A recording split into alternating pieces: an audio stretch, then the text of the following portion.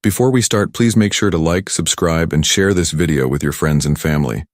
Also, can you please tell me where and what time you're watching? Thanks. I didn't grow up with much, but I had freedom. Bristow wasn't a place people talked about. It wasn't on postcards or Instagram feeds. It was the kind of town where time moved slow and everyone knew who taught fourth grade or who ran the gas station. Some houses still had mailboxes shaped like cows. Kids biked everywhere without helmets. I used to joke that if you sneezed in Bristow, the whole block would say, "Bless you," before the echo even faded. My parents weren't around much. My mom worked overnight shifts at the hospital 2 towns over, and my dad was usually halfway across the state in a semi-truck, hauling produce or car parts or whatever else paid the bills. They loved me in the way people love something from a distance, sporadically, through late-night texts and forgotten leftovers labeled with Post-it notes. I got used to heating up food alone, locking the doors at night, and setting my own bedtime. That kind of schedule made room for a lot of things: quiet, boredom, and my best friend Caleb. Caleb was like the brother I never had, loud, clever, and a little reckless in the best way. He'd moved into town when we were in 2nd grade, all elbows and wild hair, and somehow we just clicked. While other kids drifted in and out of friend groups, we stuck. We made forts in the woods behind the school, launched bottle rockets from his porch, and stayed up way too late watching YouTube videos that probably warped our brains in subtle, permanent ways. By the time we were 14, our lives revolved around the basics: horror games, ham sandwiches, and trying to figure out which girls might like us back.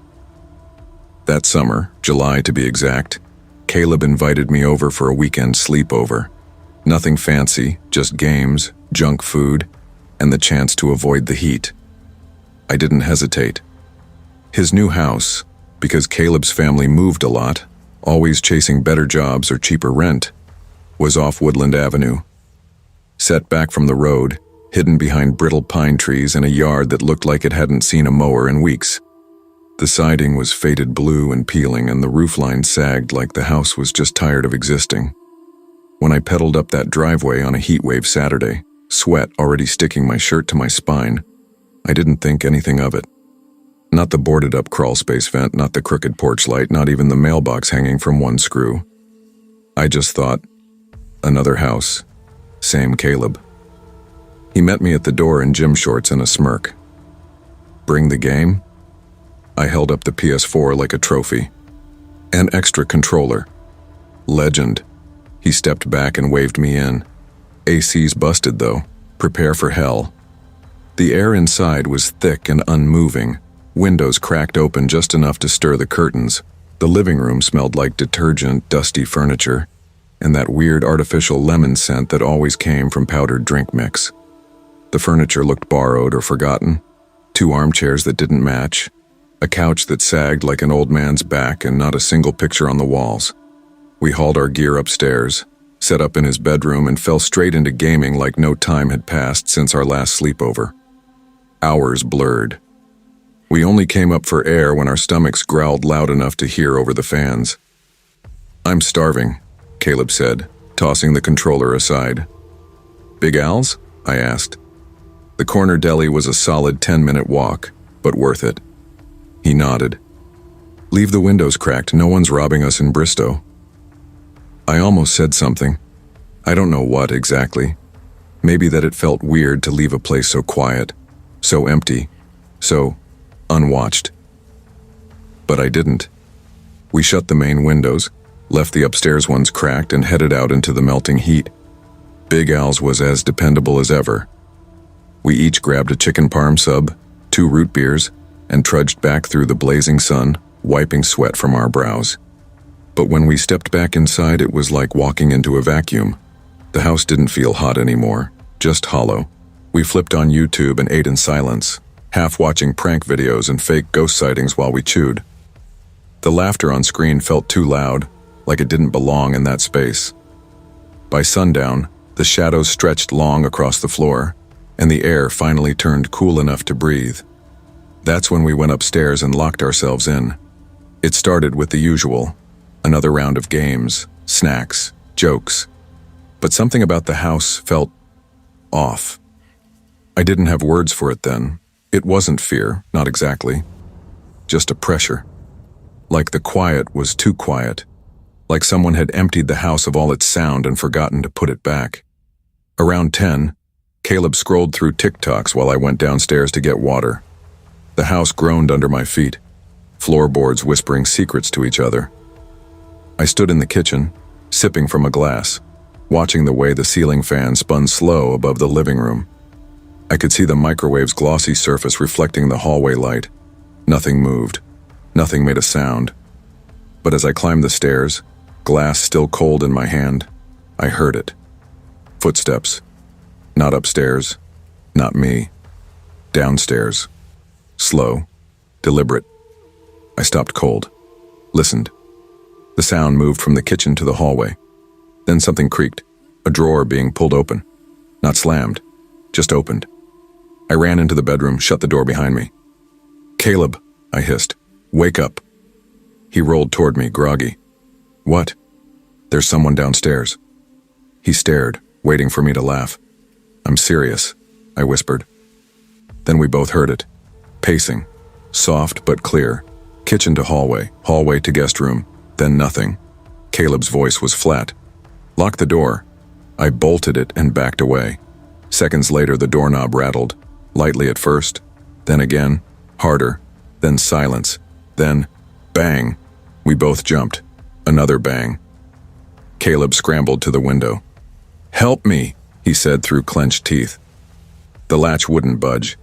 Years of paint and humidity sealed it shut. I shoved. He hit it with his shoulder. Behind us, the doorknob shook violently, fist-pounding wood. Then crack. A chunk of the frame splintered. The window finally gave. Cool air poured in like freedom. "You go," I told him. "No, you go." He climbed out first and dropped. I turned to look back. Crack. The hinge at the top of the door snapped. I launched myself out the window. My arm hit wrong. I felt it pop. Pain exploded in my shoulder and ribs. But I didn't stop. Caleb yanked me up, and we both turned. In the window above, a man stood. He didn't shout, didn't move, just stared. His hair was slick with grease, his cheeks sunken in. His eyes, those eyes, looked stretched too wide, like blinking was a choice he'd forgotten. We ran. Through gravel, through grass, barefoot and panicked. The Ramirez house was 2 doors down. We screamed, pounded the door. Mr. Ramirez opened up in his robe, and his wife called 911 before we finished the story. Cops searched the whole house. Every floor. Every closet. Dogs sniffed the crawl spaces. They found muddy footprints coming up from the basement. Drawers opened. A steak knife missing. Scuff marks along the hallway walls. They said he probably came in while we were gone. That he waited. Quiet. Patient. Maybe to rob. Maybe for something worse. I spent the next 6 weeks with my arm in a sling and nightmares that didn't go away. Caleb's family moved again. Out of state this time. No forwarding address, I haven't seen him since. But I still remember that man's face. Not the way he looked at us, but the way he didn't look away. And sometimes I wonder, what would have happened if the window hadn't opened when it did? What would you have done if it hadn't?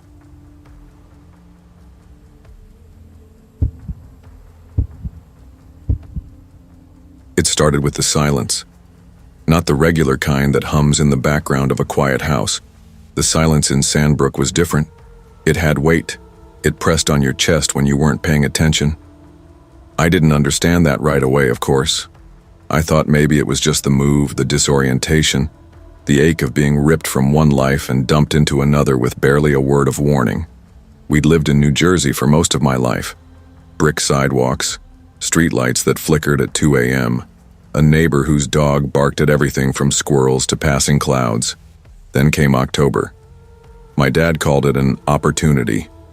New region, better territory, blah blah. The company covered the relocation. The way he said it, like we were boxes being shipped around a map, didn't help. I wasn't asked. One day I was planning outfits for senior pictures. The next I was stuffing my life into plastic tubs, trying not to cry in front of my mom while she bubble-wrapped dishware. We moved into a house that felt like it had been waiting for us too long. 118. Hollow Birch Lane wasn't part of any neighborhood.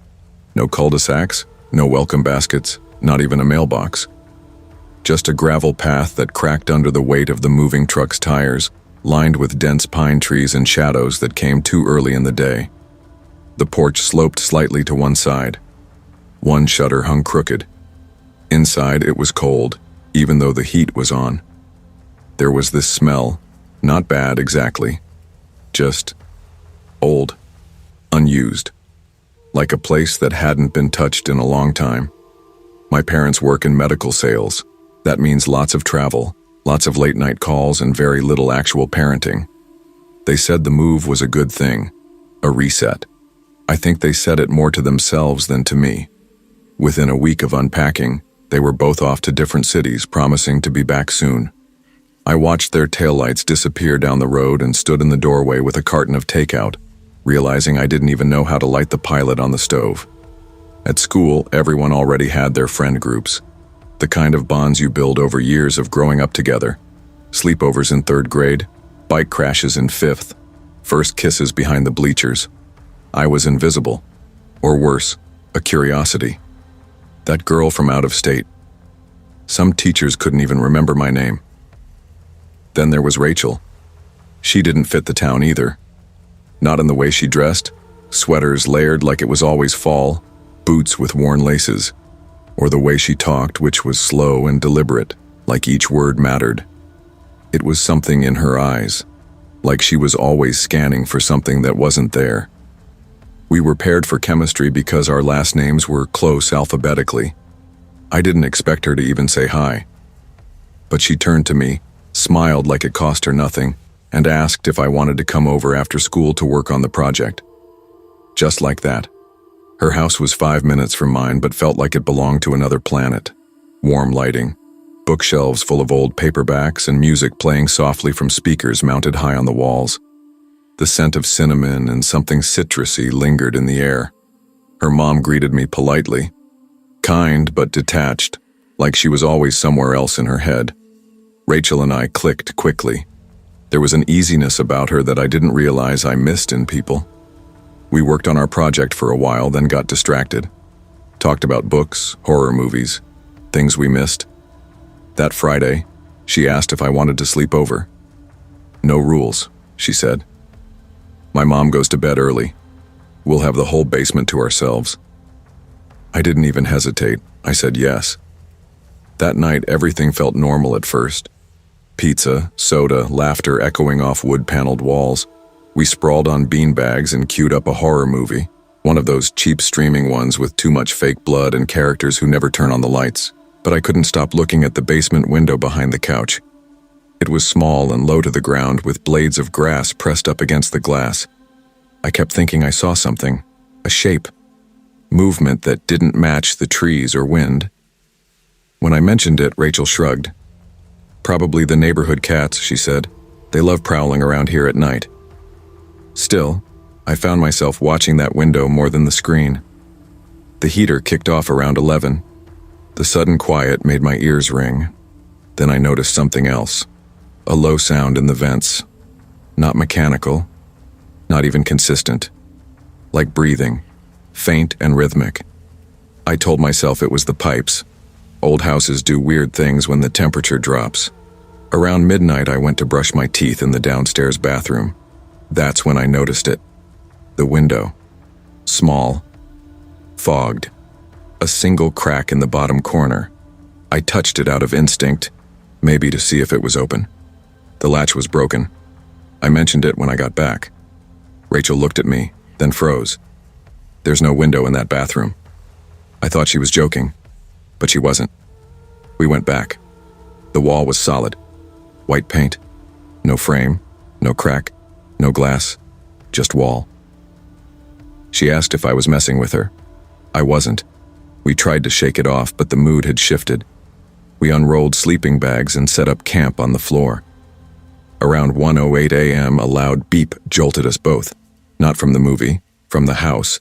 The alarm. Rachel bolted upright. "That only happens if it resets," she whispered, fumbling for the control panel. I watched her read the glowing screen. "Zone 3, back door." "You have a back door?" She shook her head. "Just the front and the basement entrance." We crept upstairs. The hall was pitch dark. No footsteps, no creaking, no wind. Just the blinking panel and the knot in my stomach growing tighter. Rachel knocked on her mom's door. No answer. She pushed it open. The bed was made. Empty. We checked the kitchen. Empty too. Not even a cup out of place. I remember how quiet it was. Not peaceful. Not comforting. The kind of silence that listens back. We locked the basement door behind us and crawled under the blankets. At some point, the creaking started. Not the usual kind that comes from old floorboards. This was deliberate, heavy, measured. As if someone was stepping above us, pausing between steps. Rachel gripped my hand, her nails biting into my skin. The sound stopped. Then nothing. I don't know when we fell asleep, but light woke us. Real sunlight, soft through the window. Rachel's mom was in the kitchen, calm, fully dressed, stirring tea like nothing happened. "I felt dizzy last night," she said. "Slept in the guest room." Rachel stared at her. The alarm went off. I turned it off before going to bed. We didn't argue. What would have been the point? Later that day, Rachel was pulling boxes from behind an old shelf in the basement. I offered to help, and when we moved it, we found it. An outline in the wall. A square panel, barely visible. We pried it open. Behind it was a door. Metal, bolted, rusted locks, barely holding. Someone had scratched something into the metal, so faint you had to tilt your head to read it in the light. This place remembers. Rachel said her mom never mentioned anything like it. It wasn't on the floor plan. She even pulled up the old documents. No sign of a second door. No blueprint showing an extra room behind the wall. I didn't sleep over after that. A week later, I was back in my own house, wrapped in blankets that didn't smell like cinnamon or mystery. I kept the windows shut, slept with a light on, started locking my bedroom door even when I was alone. Rachel and I still talked, but we never brought up that night again. Sometimes, you don't need to. There's nothing left to say once you've heard the house breathe. I asked her once quietly if she ever told her mom about the door. She didn't answer at first. "She wouldn't believe me," she said finally, "or maybe she already knows." That stayed with me, still does. It's easy to ignore something if you never look directly at it. Easier to pretend it was never there at all. But I saw it. I felt it. And whatever was behind that door hadn't moved in years. Until that night. Do you ever wonder how much your home remembers? And what it's willing to forget, just to keep you there? Because some doors don't open. They wait.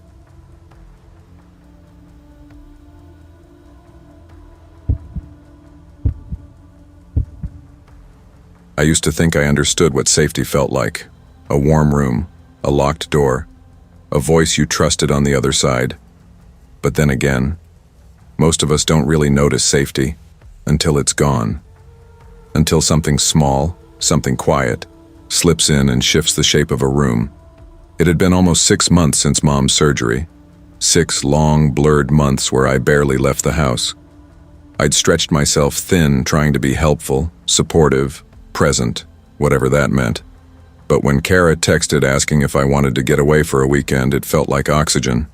She'd just come back from college for break, said her parents had a guest house out near Asheville. "Come on," she'd written. "Just us girls. No pressure. You need this." And I did. So I booked the flight.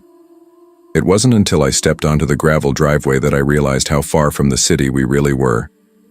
Asheville had that gentle, artsy vibe. But this was woods, dense and still, the kind of silence that made your breath sound too loud. The Blakes' main house was set up on a rise, gorgeous, renovated, gleaming in the late light. The guest house was tucked back further, nestled between tall oaks and uneven ground. It looked like a storybook cabin with fairy lights strung across the patio railing. Quaint. Almost too quaint. Kara met me barefoot, grinning, holding a soda in one hand like we were 17 again. "You made it," she said, pulling me into a hug. She smelled like eucalyptus and vanilla. "This place is so chill. It's just us." Jenna's driving in later.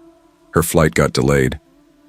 We walked the narrow path toward the guest house, my duffel bumping against my hip. It looked smaller up close. 2 bedrooms, kitchenette, windows that faced nothing but trees. Inside, everything smelled like cedar and fabric softener. She tossed me a spare blanket. "We usually just crash in the living room. Feels more fun, less like a rental." I didn't ask what she meant by that. We microwaved s'mores and played horror movies on her old DVD player. I hadn't laughed like that in weeks. There was something familiar in the way Kara moved. Like the version of myself I hadn't seen in months was starting to show up again. Jenna arrived just after 10, all long blonde hair and Minnesota vowels, apologizing for being late, unloading snacks from her tote like it was a rescue mission. She was good energy, bright. But something about her eyes made me think she didn't sleep much. By 11, we were all half-curled on the floor, watching Camp Slasher 2 and trashing the acting while Kara's dog snored under the coffee table. I leaned back against the couch and glanced toward the sliding glass doors. The woods looked thicker in the dark. Heavy. There were no city lights here, just moonlight. And that quiet. My phone buzzed on the floor beside me. Kara's mom. "Did you girls leave the patio lights on? They keep flickering." Kara frowned, texted back, "Nope, probably bad wiring." But her voice dipped when she said it aloud. "Old house stuff. The switches here are weird." Still, we all noticed how the air shifted then. It wasn't cold, but it was heavy, like the room had filled with water. Jenna stopped mid-laugh. Her mouth smiled, but her eyes didn't. At 10:45, the front door creaked. Not a slam, just movement. Kara stood up and relocked it, muttering something about wood frames settling. But the trees weren't moving. There was no wind. We started a new movie. Jenna fumbled with the DVD player, dropping the remote. "Seriously, who still uses discs?" she joked. But her voice caught in the middle. No one laughed. The power went out at midnight, not like a blackout, more like someone had dimmed the whole world. The ceiling fan groaned. The lights blinked and died. Every screen went dark. Our phones lost service at the exact same time. No bars, no Wi-Fi. Jenna laughed, sharp and quick. "Is this part of the movie?" Then the thermostat beeped. A digital blink. "System error, code 9. "What does that even mean?" Kara asked, tapping the screen. No answer. Then, footsteps, slow, deliberate, gravel shifting just outside. We didn't move, didn't breathe. Kara peeled back the curtain half an inch. "There's nothing," she whispered. Then came the knock. Not at the front door. At the back window, one we hadn't touched, tucked behind the garden wall. No path led there. No motion lights either. The knock was gentle, patient. I turned off every light, crawled behind the counter. The flashlight was still on the table. It felt miles away. Then the front door unlocked, on its own. We'd just locked it. A shadow passed behind the glass inset. Long, slow. Kara's suitcase rattled behind us. I felt Jenna's fingers grip my wrist, her breath hot and shallow. Kara called her mom. 1 ring, 2. "Kara?" Her voice came, sleepy. "You're calling from the guest house line?" she asked. "That phone was disconnected months ago." Kara stared at the cell in her hand. "I'm on my phone." A pause. Then her mom's voice dropped low. "Then who just walked out of there?" The room fractured. We shoved furniture against the door, anything with weight. The pacing outside resumed. Just walking, circling. No one said a word. Jenna slid to the floor, arms wrapped around her legs. Kara's flashlight flickered once, then went dim. My ears rang in the quiet. There were no crickets, No breeze, just pressure. Jenna turned her phone back on to check the time. It rebooted, wiped itself, like it had been factory reset. "What the hell?" she whispered. Then came the thud. From the bedroom we weren't using, the one near the kitchen. A second thud, then a slow, dragging scrape. I stood. "Don't," Kara hissed. But I moved anyway. The hallway was narrow, too quiet. I passed the breaker box. Something fluttered on the wall, a laminated blueprint of the guest house. I froze. According to the drawing, that bedroom had no closet, but I'd seen one. I stepped into the doorway and aimed the light at the closet door. The handle was tilted open, just slightly. It creaked an inch further on its own. I didn't go in. I couldn't. I backed out, shut the door, returned to the girls. "I think someone's been staying here," Jenna blinked. "Like squatting or hiding?" Then the phone rang. Not our cells, the landline, the one no one had touched. We stared at it. "Don't," Kara said. I picked it up. Silence. Then a click. Then a voice. "You're not supposed to be in here." I dropped the receiver like it burned. We stayed up, didn't speak, didn't move, just watched the windows, waited. Around 3:30 the sky began to lighten, but the footsteps returned, once, twice, then stopped outside the bedroom wall. I told myself it was wildlife, but I knew better. The thermostat blinked again. System error, code 9. The lock clicked. Furniture shifted slightly. We hadn't touched it. That's when I grabbed the heaviest thing I could find, a ceramic bowl from the drawer, and stood near the door. "What are you doing?" Kara hissed. "Waiting feels worse." Then something slid under the door. A piece of paper, folded. I bent, opened it. The handwriting was shaky, barely legible. "You shouldn't stay in places that forget they're empty." I couldn't feel my hands. At 6:08 we heard footsteps again, real ones, heavier. Mr. Blake knocked. 3 solid taps. Kara peeked, collapsed in relief. Her dad stepped in, glanced around. "You girls stay up all night?" We nodded. He checked the rooms, looked under beds, opened drawers. But when he got to that bedroom, he stopped, reached up, pulled a string above the closet. A hatch opened. "I didn't know this had an attic," he muttered.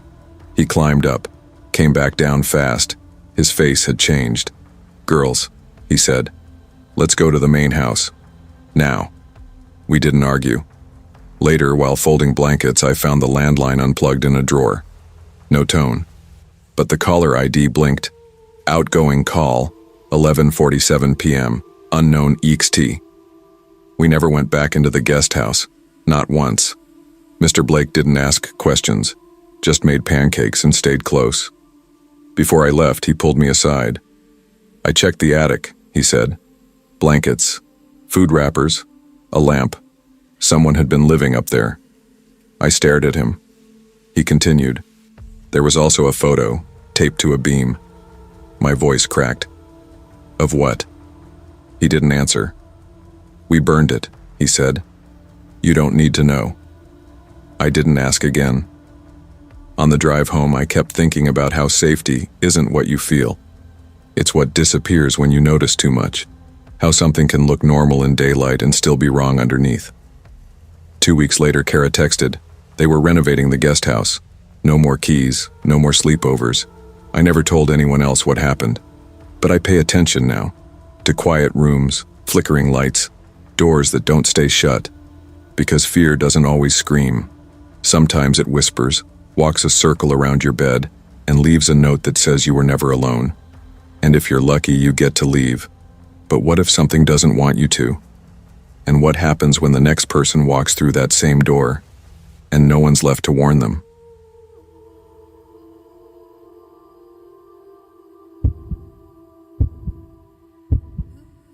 The first time I saw the house, it looked almost bored.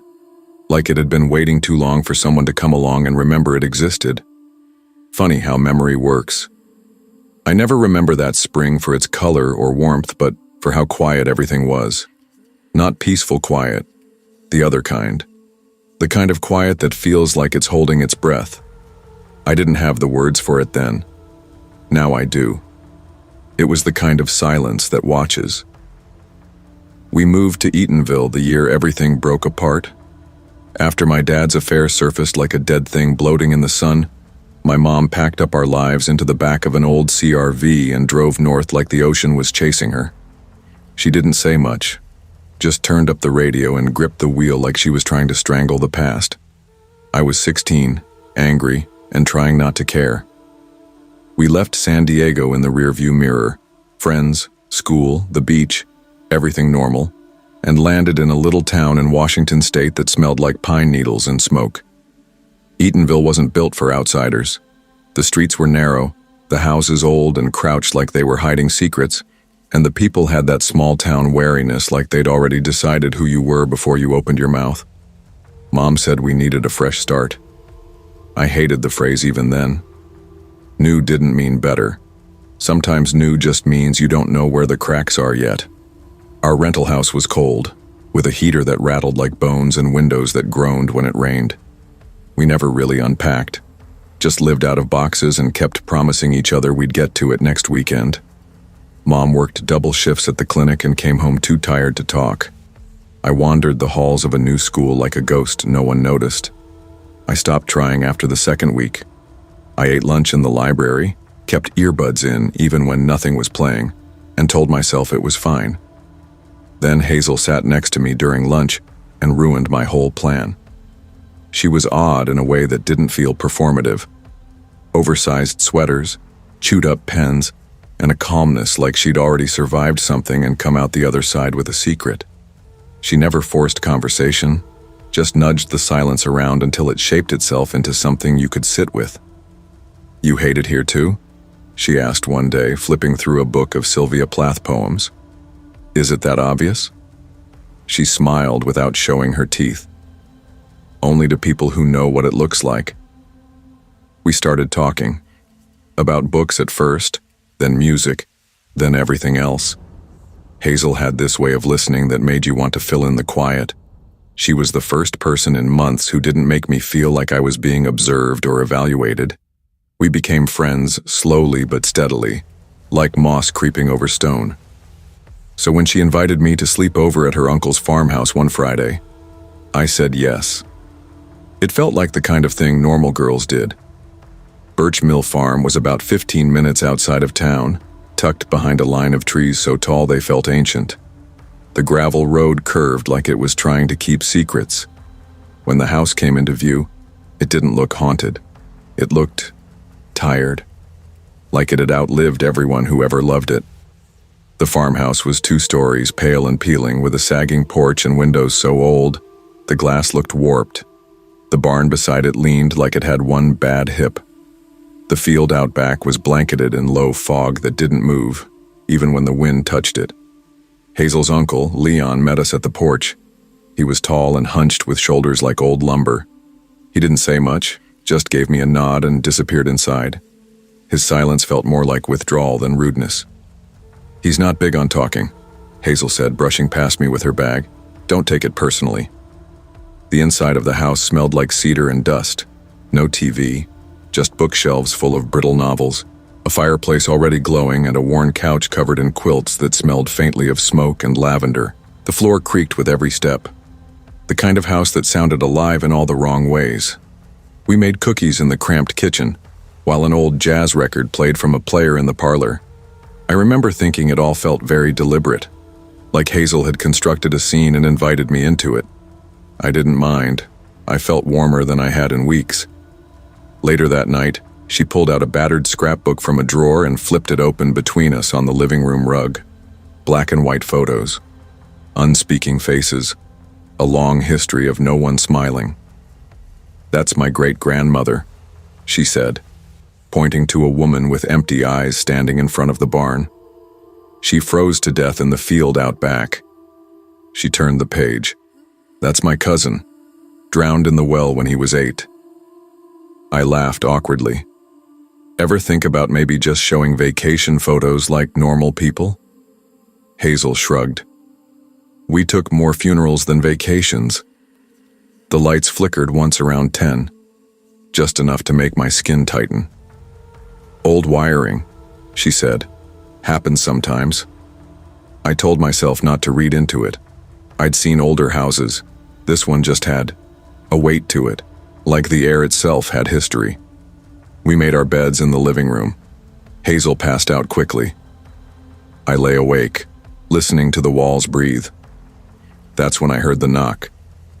Not at the door, at the bathroom window. The window that was high, too high for anyone to reach without a ladder. I froze. The sound was clear. 3 sharp knocks, deliberate. Hazel didn't stir. I grabbed my phone. No signal. Of course, something in me wanted to check. I crept down the hallway. The house felt colder, the kind of cold that crawls under your skin and forgets how to leave. I stood outside the bathroom, staring up at the window. I couldn't see anything, but I felt something, like the air on the back of your neck when someone stares too long. I went back and lay down, pretending I hadn't heard anything. A little after midnight, the sounds upstairs began.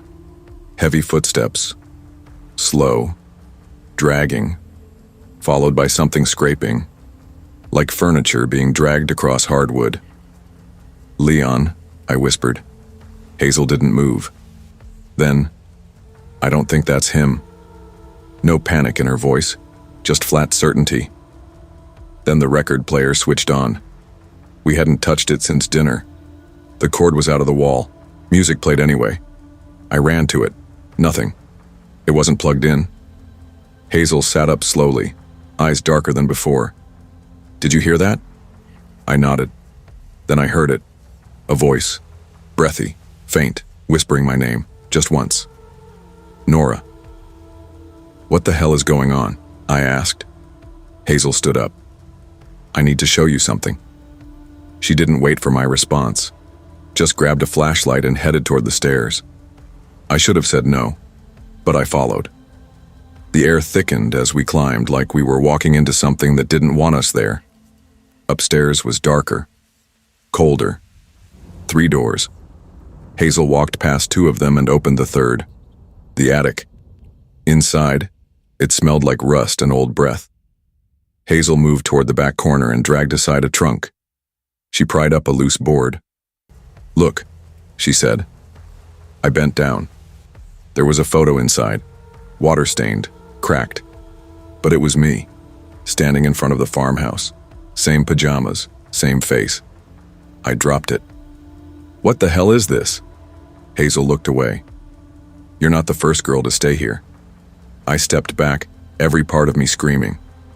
"She was new too," Hazel said. "Maya, she stayed here last year. She didn't come back to school." "What happened?" "They said she ran away, but I found this picture, and there were others."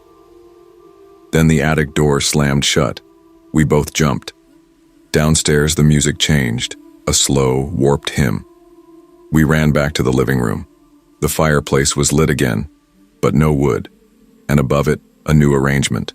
Dozens of photos, all different girls, different years, same house. Hazel stared at them like she'd seen ghosts. Maybe she had. "We have to leave," I said. We ran to the front door, locked. The key was gone. The bolt jammed. Hazel's hands shook. It wasn't like this before. I turned toward the hallway mirror. That's when I saw him. A man, tall, blurry, featureless. He raised his hand, knocked 3 times on the inside of the glass. Hazel pulled me. "There's a cellar door." We ran. Downstairs, the air was thick with damp earth. The storm doors were chained. Hazel found a key. It fit. We escaped into the night, gasping, barefoot in the fog. We didn't stop until we reached the road. The next morning, police found nothing. No photos, no music, no Leon. Hazel left town. I followed a few months later. But sometimes in dreams, I still see the photo, the one with me in it, smiling at something just out of frame. And I wonder, if a house remembers every girl it's ever taken, how long before it comes looking for the ones who got away?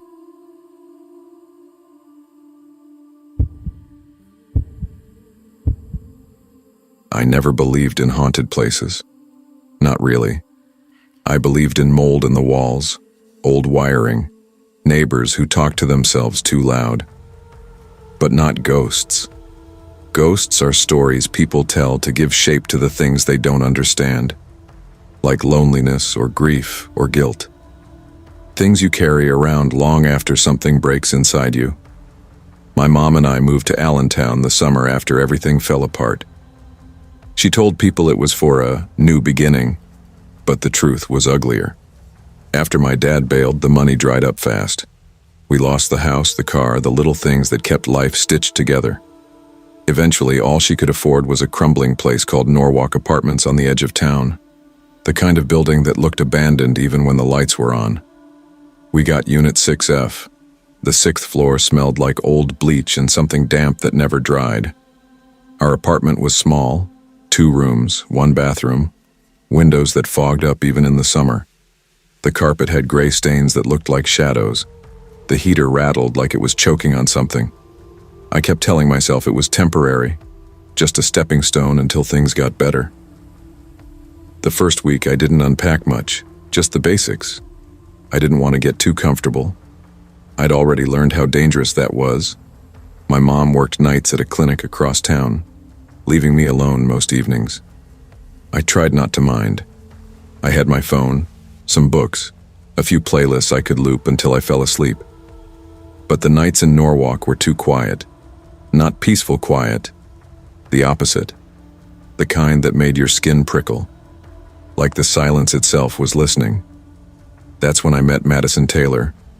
She lived 2 doors down in 6B and had this weird charisma, like someone who could walk into a funeral and somehow make it a party. She was loud and fast-talking and wore these band tees with slashed sleeves and too many bracelets. The kind of girl you notice even when you don't want to. We crossed paths in the hallway. She offered me gum, said something about the flickering lights. "This place is sketchy as hell," she said with a grin. "You'll get used to it, or lose your mind, one or the other." I gave a half laugh.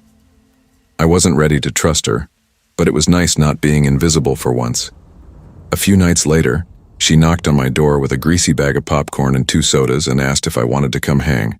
I almost said no, but sitting alone in my room scrolling through the same YouTube videos I'd already memorized sounded worse. So I followed her back to 6B. Her place was messier than mine. Posters on every wall, a lamp shaped like a skull, blankets tangled on the floor. It smelled like cinnamon gum and microwaved junk food. She flopped onto her bed and tossed me a soda. We watched old horror movies, the kind with fake blood and scream queens. Played truth or dare. I didn't tell her much, just enough to pass as normal. I liked the noise. I liked feeling like a person again. Around 10:30, we heard a bang from the hallway. Not a door slam. Something heavier. Something dragging. "What was that?" I asked, my voice too small. Mads didn't even pause the movie. "Probably the guy from 6D. He argues with himself, or ghosts, who knows." But it wasn't yelling. It was a low, scraping sound, like weight being pulled over concrete. Then a pause. Then the dragging again. I walked to her door and pressed my ear against it. Silence. Heavy. Waiting. I turned around and she shrugged. "Seriously, this building's a dumpster. You'll hear all kinds of stuff. Don't freak out." I didn't sleep much that night, even though she pulled out an old mattress and handed me a blanket. It smelled like dust and something older, but I pretended to be fine. We turned out the lights. Pipes ticked behind the walls. A dog barked somewhere. Then a creak. Not from outside. Inside. I sat up, heartbeat in my throat. "Did you leave the front door open?" "No," Mads said, slower this time. "I think I locked it." I got up and walked to the door. The deadbolt was turned, but the chain was swinging loose. It wasn't latched. She joined me, her face pale in the dark. "I swear I locked it." And then, as if the building heard us, the power cut. Everything vanished. No fan, no glow from her alarm clock. Just thick, suffocating dark. "Power goes out sometimes," she said, whispering now. But she didn't sound sure anymore. Then we heard it. A knock. Not on the door. On the closet. It was soft, deliberate. Not someone trying to get out. Someone trying to be noticed. We turned at the same time. The closet had been stuck shut since she moved in, she told me. Jammed at the hinges. Never opened. But now the door stood cracked open an inch. I couldn't breathe. "You keep anything in there?" I asked. "No," she said. "Just old coats. But I haven't been able to open it in months." She grabbed her phone and flicked on the flashlight. We stepped closer. I could hear her breathing, fast and shallow. I didn't realize I was holding mine. She shined the light through the crack. Boxes, coats, dust, and breathing. Deep, wet. Like someone was just behind the coats, hiding, trying not to be found. We backed away fast. She slammed the door, locked it, and shoved a chair in front. Neither of us said a word after that. Around 3 a.m., I heard footsteps. Not heavy ones. Light, careful. Like someone tiptoeing across the linoleum. I rolled over to tell Mads, but she was still beside me asleep. The footsteps stopped. Then the microwave beeped. Once, twice, then again. Beep, beep, beep. I crawled down the hall, heart hammering. The kitchen was empty, but the microwave was on. Timer blinking, 2:22. It wasn't even plugged in. I turned to run, and froze. Bare footprints, muddy, leading from the kitchen toward where I'd been sleeping. I woke Mads. She looked at the prints and went pale.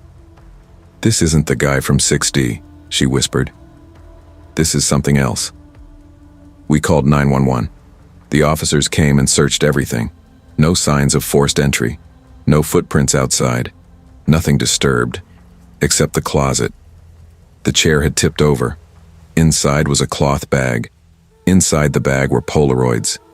Dozens. Each photo showed a different girl. Each one lying on that same mattress I had slept on. Different faces. Different years. Same background. Same room. They couldn't explain how the bag got there.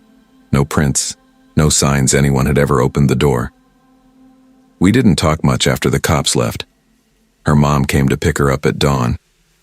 I walked back to 6F in the cold light of morning and didn't sleep for 3 days. 6 weeks later, I saw their apartment door open. Room 6B was empty, like they'd left in the middle of packing. No forwarding address, just gone. 3 families moved in over the summer. None lasted more than a week. One night, on my way to the laundry room, I passed by again. The door was cracked. Inside, the mattress was still there, waiting. Some places aren't haunted because of what happened in them. They're haunted because someone, or something, wants it to happen again, and again, and again. So here's my question. What kind of thing waits in the dark, not to scare you, but to remember you?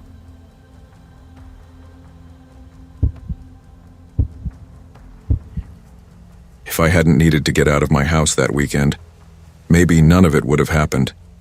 But when you're 16 and the walls feel like they're pressing in on you, even a half-baked invitation starts to sound like a lifeline. Shane and I weren't close. We were the kind of classmates who end up partnered for group projects because our last names sit next to each other on a roster. That's all. We'd spoken maybe 5 times before Mrs. Kaplan's American history assignment paired us together. He was soft-spoken, decent enough at research, and surprisingly funny in this deadpan way that made you double-take to realize he'd made a joke. I'd been over to his house twice to work on our project. His place was clean in that overly orderly way that hinted at a parent who vacuumed stress away.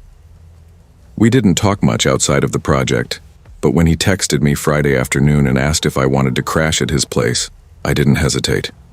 My parents had been circling each other like broken satellites for weeks. Not yelling, never yelling, but fighting in that cold, quiet way adults think kids don't notice. My dad would leave the room just before my mom entered it. My mom had taken to cleaning the same kitchen counter 3 or 4 times in a row. It was exhausting, and even though I knew I couldn't fix it, I needed to not be in the blast radius when things finally went off. My older brother dropped me off at Shane's around 7. He didn't ask questions, didn't say much beyond text if you need a ride. I think he could tell I needed out too. Shane's house sat near the edge of Fox Hollow, a development that looked like somebody had big dreams and half the money to build them. The first few rows of houses were cookie-cutter and lived in, shutters, porch lights, barking dogs. But the deeper you drove, the more it looked like a place the earth was reclaiming. Empty lots with rebar poking out of concrete like broken bones. Half-built frames long abandoned. Tall grass swallowing sidewalks. Shane's place was the last house before a dense line of woods picked up where the pavement stopped. When I walked in, everything felt normal. Too normal, maybe. His parents had just left, judging by the faint scent of shampoo and takeout lingering in the air. A few lights were still on. The TV buzzed low in the background. His beagle Baxter sniffed my backpack, sneezed, then promptly trotted off to curl up by the couch. The first few hours were exactly what I needed. No drama, no tension, just greasy pizza, video games, and trading dumb stories from school. It felt weirdly easy. I remember thinking we might actually end up real friends. Around 11, the tone shifted, so subtly I almost didn't notice at first. Shane started checking the windows more often. He got quiet, not in a tired way, but like he was listening for something. The fourth time he glanced toward the front door mid-sentence, I finally asked what was up. He gave me this half-shrug like it was nothing, but he wouldn't meet my eyes. "I thought I saw someone out by the garage last week," he said. "Could have been a stray dog, or nothing. I didn't tell my parents." There was a pause long enough to matter. "Why not?" He rubbed his hands on his jeans. "They'd just say it was a neighbor, or a deer, or that I imagined it." I didn't laugh, but I wanted to. Not because it was funny, but because that quiet part of your brain, the part that still believes monsters live under your bed, wants to fill silence with something safer. Instead, I said, "Probably just raccoons or something." "Yeah," Shane said, but he didn't sound like he believed it. Baxter barked once, sharp and sudden, then ran to the front window. His tail tucked between his legs, his ears twitched. He didn't bark again, just stared. We told ourselves it was nothing. The wind, a deer, the old ducks making noise. We killed the lights, dragged our sleeping bags into the living room and settled in for movies. But neither of us really relaxed. Not after the tapping. Soft, deliberate. 3 knocks against the front window. The kind of knock that doesn't expect to be answered, but knows you're there. We both froze. Shane fumbled for the remote and muted the TV. The glow cast strange shadows across the room. Tap, tap, tap. Then nothing. Baxter whined low and slinked behind the couch. Shane moved to the window and pushed the curtain back barely an inch. Then he stopped. "What?" I whispered. He didn't answer. Just stepped away from the window fast and motioned for me to stay down. I crawled over. I had to look. And what I saw didn't make sense. A man stood about 10 feet from the window, back turned to us, facing the woods. He wasn't doing anything. Not moving, not speaking. Just standing like he was waiting for something out in the dark, or pretending not to know we were behind him. We dropped to the floor. I didn't realize I'd grabbed Shane's arm until he flinched. "What the hell was that?" I whispered. "I don't know," he whispered back. "But that's the same guy I saw before." Another knock, this time on the side window. Same rhythm, 3 soft taps. That's when I realized there were no footsteps. No gravel crunching, just knocking, like the man had glided from one side of the house to the other. We locked the doors, turned off every light, sat in silence for what felt like hours but was probably 30 minutes. The only sounds were the tick of the thermostat and Baxter's whimpering under the table. Then we heard footsteps, right outside, crunching gravel, a slow walk, then a voice, calm, male."Jake?" Shane turned to me. I shook my head. The voice called again. "Jake?" I saw the light, thought I'd stop by. He didn't sound angry. He didn't sound afraid. He sounded like someone at the wrong house, except he wasn't going away, and he hadn't knocked this time. He was talking now. A few more slow steps. Then silence. Shane whispered, "We need to go." "Where?" He pointed. "Laundry room, small window, one exit."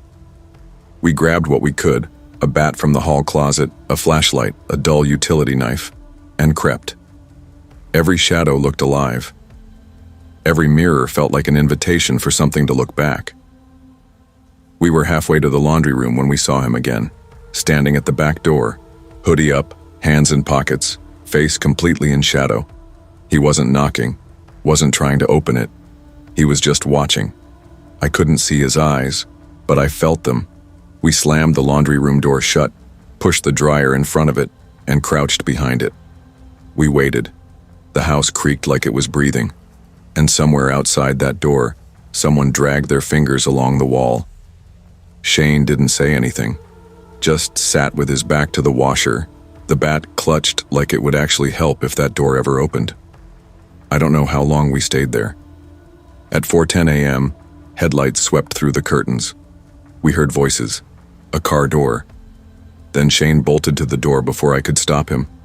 His parents had come home early. The look on his face when he saw them, half relief, half disbelief, was something I'll never forget. We told them everything, or tried to. His dad shrugged. "Probably just a hiker," he said. "People get turned around out here." Shane didn't argue.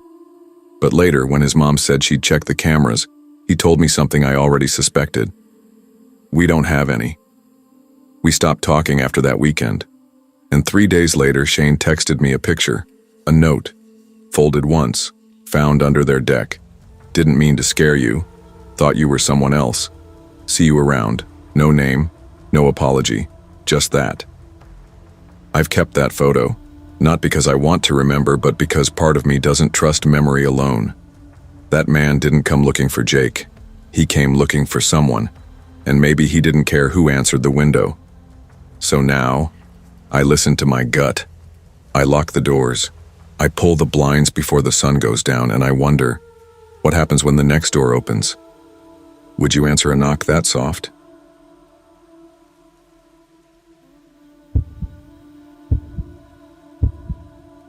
I used to think nothing ever really happened in small towns like ours. The same sidewalks, the same lawns, the same names on every mailbox. Larchfield, Ohio wasn't a place people moved to. You were either born into it or dragged out of it. And for the most part, everyone stuck to the script: baseball in the spring, 4th of July parades, corn mazes in October, that kind of place. But that year, the script changed. Ben Langley showed up 2 months after 6th grade started. And even now I can tell you exactly how it felt when he walked into Ms. Danbury's classroom that Tuesday morning. Like someone had cracked the glass of our snow globe. He didn't say much. He had this way of looking around like everything was already boring to him. He carried a chipped-up skateboard with skull stickers peeling off the bottom and wore the same baggy gray hoodie every day, sleeves chewed, cuffs blackened with grime. When Ms. Danbury asked him to introduce himself, he just shrugged and said, "Ben." That was it. The rumors started before the bell rang for lunch. Someone swore he got expelled from his last school for pulling a knife on a teacher. Someone else said his mom was in rehab. The weird thing was, Ben didn't correct any of it. He just let the stories pile up like they weren't about him at all. I wasn't popular or anything. I hung out with a small group: Charlie, Jamal, Kevin, Hunter, good guys, mostly quiet like me. We didn't cause trouble. So when Ben walked over to our lunch table on Friday and said, "Sleepover at my place tomorrow. You in?" We all kind of froze. It wasn't a question. Not really. More like a challenge. I don't know why we said yes. Maybe it was curiosity. Maybe it was boredom. Or maybe deep down, we already sensed something wasn't right and couldn't look away. I told my dad I'd be sleeping at Charlie's. I didn't like lying, but something about Ben's house. It didn't feel like the kind of place parents would say yes to, especially after we saw it. 7th EC7. Harris Street sat at the very edge of town, where the pavement broke into cracked asphalt and the streetlights grew farther apart. His house looked like it had given up trying. Faded siding, rust stains under the windows, no curtains, no porch light. It was the kind of house you'd pass without thinking twice, unless you had to go inside. When my mom pulled up, she didn't say anything, just stared at it like she was waiting for a reason to turn around. I got out fast, waved like everything was fine, and told her I'd text her later. The front door opened before I knocked. Ben's mom stood there barefoot, a cigarette burning low between her fingers. Her robe didn't cover much, and her eyes were wide and wet, like she'd been awake for too long or not at all. "Shoes off," she muttered.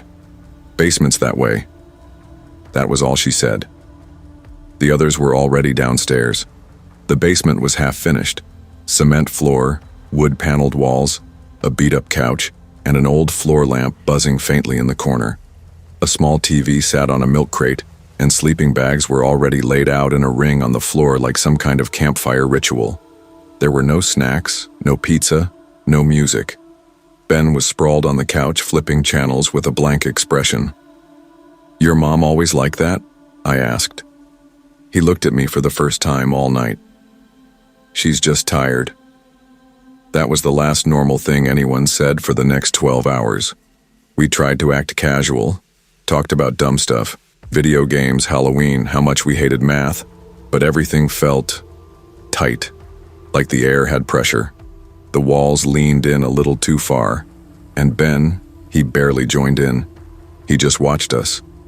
Then around 9 he got up and came back with this old metal box, dropped it in the center of the circle like it was nothing. "You guys want to see something?" He popped the latch. Inside were 3 pocket knives, real ones, not the camping kind. One had a bone handle stained near the base, another was chipped along the edge. Next to them were some firecrackers and a photo. That's what stopped us. The photo was printed on glossy paper curling at the corners.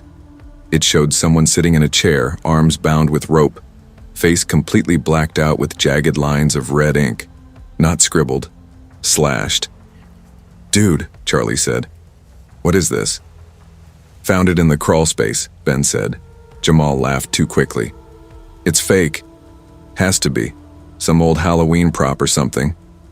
Ben looked at him. "You think I made it?" He said it with this dead flat voice, no challenge, no sarcasm, and none of us said anything after that. "You want to see where I found it?" Of course we didn't. But none of us could say no. The crawlspace door was tucked under the basement stairs, a narrow panel with a rusted handle. Ben pried it open and the smell hit us like a slap. Rot, damp wood, and something sweet and wrong. "My brother's stuff's back there," he said, crouching down. "You have a brother?" I asked. "Had." He didn't explain. The space was dark, low, barely 3 feet tall. We saw the edge of an old blanket, maybe a duffel bag, and we didn't ask more questions, because something in that space didn't want to be found. We went back to our sleeping bags, but nobody slept. At midnight, we heard a loud thud upstairs. Then something dragged. Slow, heavy. A door slammed. Ben didn't even flinch. "Don't worry," he said. "He's just mad." "Your dad?" someone asked. Ben shook his head. "No, my mom." We froze. Footsteps creaked above us, slow and deliberate. The basement door opened. We couldn't see who was there, but we heard the stairs groan one at a time. Then we saw him. A man. Pale. Barefoot. Shirtless. His chest looked sunken, like he hadn't eaten in weeks. His eyes were open too wide, too still, staring past us like we weren't even there. He crossed the room in silence and sat in the far corner, cross-legged, watching. No one moved. "That's my uncle," Ben said after a while. "He lives with us, sometimes." But he didn't look like someone who lived anywhere. He looked like something left behind, something broken too long ago to fix. "I want to go home," Kevin whispered. "Me too." I pulled out my phone and texted my dad under my sleeping bag. "Come get me." Please. Now. The reply came fast. On my way. Be outside in 10. I stood. Ben didn't stop me. As I climbed the stairs, I didn't look back, not even when the floor creaked behind me. The living room was dark. The TV flickered static. A cigarette smoldered in the ashtray, unattended. I opened the door and stepped into the cold. My dad pulled up with the engine still running. I got in without a word. That night I didn't sleep. I couldn't stop thinking about that man sitting silently in the corner. Not because of what he did, but because he didn't move, like he was waiting, like he'd done it before. By Monday, Ben was gone. So were Kevin and Charlie. Rumors started again. Police, CPS, something wrapped in a black trash bag. But nobody knew for sure. Ben never came back. Not to school, not to Larchfield. 2 weeks later, I walked by his house. The windows were boarded. A yellow notice was stapled to the front door, the kind that means inspection or condemnation, or worse. Charlie and I talked once after that. Just once. You think the photo was real? He asked me over lunch. I didn't answer. Ben, he didn't seem scared. It's like he knew what we'd find, like he wanted us to. That stuck with me. Because maybe Ben wasn't trying to scare us. Maybe he was trying to show us something. Maybe he didn't know how else to ask for help. That's the part I can't forget. The man in the corner. The smell in the crawl space. The silence that followed Ben wherever he went. And the worst part? He looked used to it. Like no one had ever knocked on that wall to see what was behind it. Sometimes I wonder how many houses are like that one. Quiet. Sealed off. Hiding something awful just out of view. How many kids go to school with us, smiling like everything's fine, while their whole world's caving in behind a basement door? And how long do we let them sit there, quiet, hurting, invisible, before we finally ask what's really going on? So here's the question I ask now, one I wish someone had asked sooner. What if the monster isn't what you find in the dark, but what grows when no one bothers to turn on the light?